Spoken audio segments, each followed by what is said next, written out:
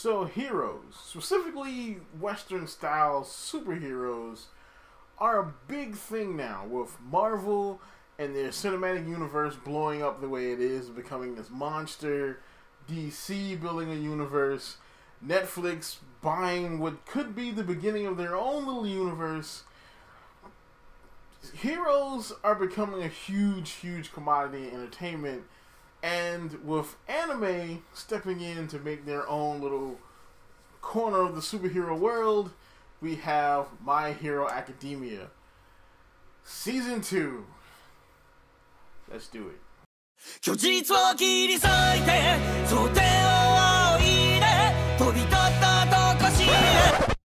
Oh, if we're gonna do this, we're gonna do this right. Put on the right music.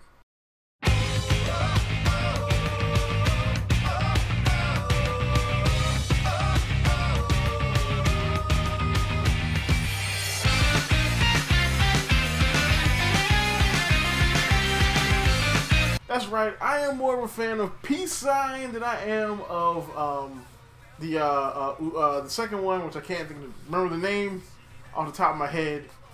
But yes, what is up YouTube? It's RSMario here bringing you another anime review. This time we are taking on My Hero Academia Season 2. So, man, this show is huge. My Hero Academia is big. So big, many people believe it's going to be the next member of the Trinity. If you don't know what the Trinity of anime and manga is, it was Naruto, One Piece, and Bleach. Now with Naruto is done, Bleach is gone, and One Piece, well, it still exists. You know, there are spots open, and this one is said to be a member of the Trinity now, possibly. But yeah, the show is huge, not only in Japan, but in America, probably because of other superhero shows. But this one actually does things a lot differently. It actually, being a hero is not like what it is in the Western hero shows, where it's like, you know, with great power comes great responsibility, and it's not exactly like that. In My Hero Academia, being a hero is a job that needs to be filled. Which, more than likely, if heroes were real and powers like this were real, this would probably be the way it would work. I mean, we probably wouldn't see like actual like vigilante heroes out. More than likely, the government would put a kibosh on that relatively quickly. This would probably be the way we would see heroes if such a thing were real. Well, superheroes anyway. So the story, as it goes, follows Izuku Midoriya, and he is a quirkless youth who wants to be a hero. And of course, a quirk is what they call special powers in this world. So kind of like how mutants have their mutant gene powers, quirks are the powers in this world. And he doesn't have one. Now, of course, you've probably seen Season 1 if you're watching this, so you know that, you know, he looks up to All Might, who is the Superman of this world, and All Might basically gives him the gift of being a hero by allowing him, by passing down his quirk, One for All, this superpower quirk that he has, to Midoriya, allowing him to officially become a hero. He goes to superhero high school, and he's basically training to be a hero. That brings us to Season 2. So Season 2 continues his training, and they go through the sports festival and through various other arcs. The story itself is pretty interesting because it's not your traditional superhero story. You know, it is, but it isn't. It has differences to the regular superhero narrative that we've seen so many times, which actually make it stand out. And even in a time where I'm borderline tired of seeing new superhero things, I can actually watch this because it feels like a breath of fresh air. So as far as characters go, there's so many characters I really couldn't go through them all because they're all pretty cool characters, and leaving them out would suck. Of course, our main characters are Midoriya, All Might, and a few other characters, You know, then there's some bigger characters in the story this season, like Todoroki and Bakugo, and Ida, who actually gets some pretty good development here as well, which is one of the big things about this show. That this show, one of the things they got right from the first season was character development. We'll get more into that a little bit later. As far as the sound design and the animation for this show, of course the animation is amazing. Like, it's a shonen action show. So of course the animation has to be good. Yes, there are times when shonen shows suck when it comes to animation, but that's a whole different thing. This was done very, very well. Action scenes look sick. They don't spaz out in very important moments like the pain fight. They don't spaz out like that. The animation is solid, and the music in this show is pretty good. Even the OPs like Sora ni Utaba, I think is the third one, technically for the show, and of course Peace Sign are awesome. It's a close fight between the two, but I more prefer Peace Sign over the second one. Then of course things like Just Say Run, I think is the name of the other song. That one is awesome. There's Endeavor's theme, and it only plays one time in the entire show, and it's for Endeavor, and it's freaking sick. So yeah, there's a lot of awesome music in the show as well. But now we have to get on to the important part of the review. Pros versus the cons. Let's go. I can't move. I'll kill you. If you call yourself a hero, you should choose your last words with care. So, one of the big things about Season 1 that I was going to actually talk about when I was going to do a review for Season 1, but I ran out of time, was character development. They have a huge cast of characters, and they never get a chance to develop everybody. Like, I mean, people get a little bit of screen time here and there, but you know barely anything about them at the end of the 12 episode series, which is probably one of the big reasons why. We only really get development for, you know, Deku, Bakugo, and some Ida, but even big characters like Todoroki don't really get a lot of screen time or development in the show. You know, it's not till this season where we have a lot more time to flesh out characters that we can do that. I mean, like, there's actually an entire episode with Sue, you know, the frog chick. There's an entire episode based around what she's doing. You know what I'm saying? I'm like, that's character development.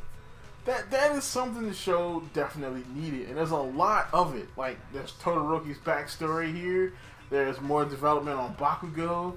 There's we actually get to see the other characters work, you know, in the sports festival and various other fights in the show. Ida actually has some big character developments in the show. The character development here is extremely important, and they did pretty good with the 26 episode run. I think it's 26 or 27, I'm not quite sure.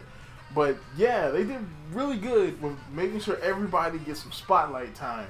I think some of the fights could have been a little longer with some of the like lower name characters.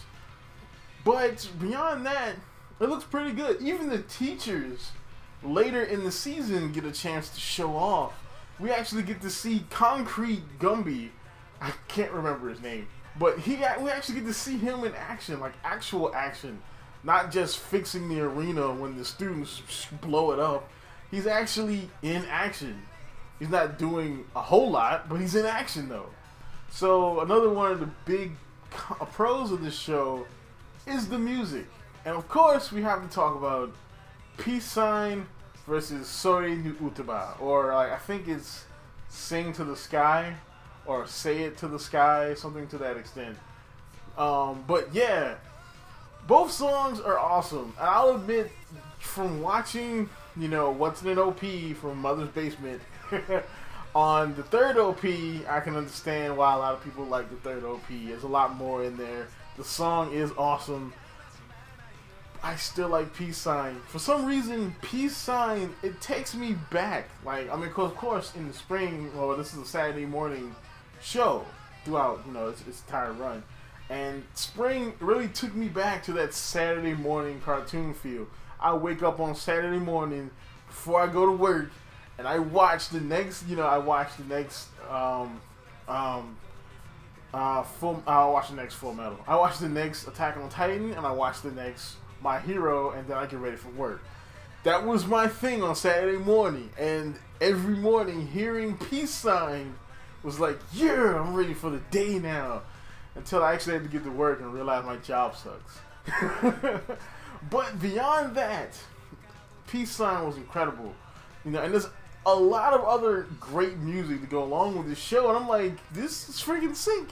Like, most of the music and, like, specifically the OPs for Shonen are not that memorable. Some of them are, like Bluebird for Naruto Shippuden sticks out, you know, for me. But there's like 20 OPs for Shippuden, and I barely remember many of them. But these two OPs for this show, I will probably always remember. And that is important. That's incredible. And probably one of the biggest pros of the show is the villain. Not him. Stain. So Stain, the hero killer Stain, is a villain that pops up in the middle of the season. Because there's technically 3 arcs. And the field training arc is where we get Stain. The hero killer Stain. And Stain's ideology and just why he's fighting is interesting. Now, I'm not a huge fan. Well, I guess I'm kind of a fan of like uber 3-dimensional villains. Me personally, I'll take a 2D villain any day. Give me like a Frieza, like a I want to destroy the world villain. I'll take that, because when I want to see a villain, I want to see someone, when he dies, I'm like, screw that guy, good riddance. But, you know, somebody that makes you think, like Stain does, when they lose, it's kind of like, well, was he right? Like, are we? It makes you think, which is good writing. And for me, it's weird because I'm not a huge fan of villains like that.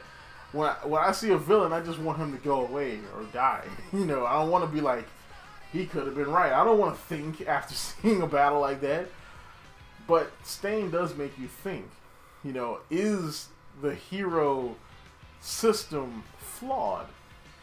And he brings up some pretty good points. So he is definitely one of the best villains of 2017 so far. Probably all of 2017. But yeah, he is definitely a huge pro for this show. お茶でもしようか、緑谷伊豆く。しがらき、ダメだ。 So, the first major con of the show would definitely be the first and the third arcs. So there are 3 arcs technically. I might be confusing this, but there is the sports festival arc, the field training arc, and then there is the final exam arc. I guess it's kind of an arc. But yeah. Now, the final exam arc and the sports festival feel very similar because they're all a series of kind of regulated, planned out battles between, you know, planned out opponents. You know, it's not like, they all seem kind of the same, you know, and it's battles back after back after back. And they're both kind of formatted the same way. Like, oh, you see something, you see a bit of battle, the battle turns, people lose, boom. And it's the same way with the sports festival. You know, the sports festival was way more hype because, you know, one, the series was just coming back and we get to see like, oh my god, it's the sports festival. But they do seem very similar as the way they were made and formatted. It's like, oh, I've seen this at the beginning of the season before. It's not a huge thing, but it is a thing though. And probably the last con, and it's weird that the last part I'm talking about a villain, same way I did with the pros, and that's Shigaraki Tomura. Now, Shigaraki himself isn't exactly a con It's just the way he's kind of handled in this show. He's technically one of the main villains, but he is kind of in the background for most of the show. Like in season 1, he was the main villain. You know, like he was the main villain. Like he did the fight in the attack on UA was by him and a bunch of villains that he brought together. Now with this one, even though he does have some big parts in the show, he kind of pops up randomly. You know, he does have a big part in the field training arc, but it's not him personally. It's kind of what he does in that arc that really gets things going, since mostly it's, you know, where Stain is really trying to shine. But the biggest con with him is he really doesn't learn anything. Like, one of the big story points is him trying to come up with conviction.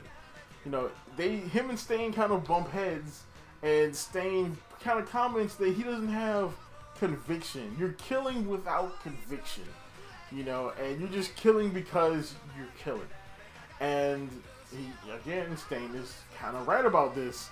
And so at the end of the show, Shigaraki gets conviction after, you know, having a conversation with someone.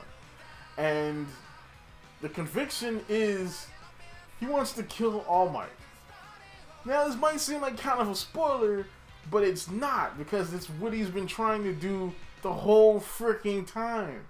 That's your whole objective is to build a League of Villains to kill All Might.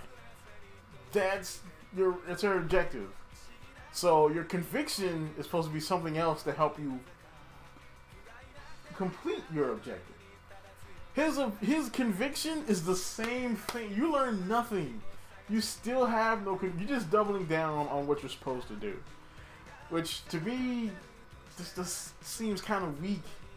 Now I know he's gonna be an awesome villain going forward, even though he'll probably get overshadowed again.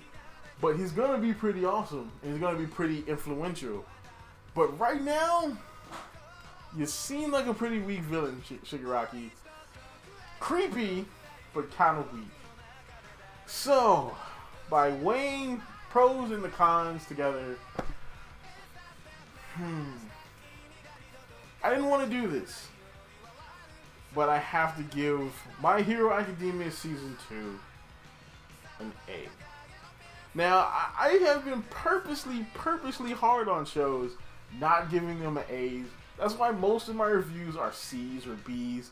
Because I'm purposely really hard on shows because I want getting an A to be a big thing in a review on the channel. But I had to give this one an A because it does what a sequel is supposed to do. It takes everything good about the first one and all of the mistakes from the first one and makes them better. Like, the big mistakes from the first season was character development. That was made better here. The show was too short. They doubled the series count, episode count. They took almost everything wrong with season 1 and made it better. And that is exactly what you're supposed to do. So, that's about it. My Hero Academia Season 2 gets an A. Like, comment, subscribe, and as always, folks, keep it real.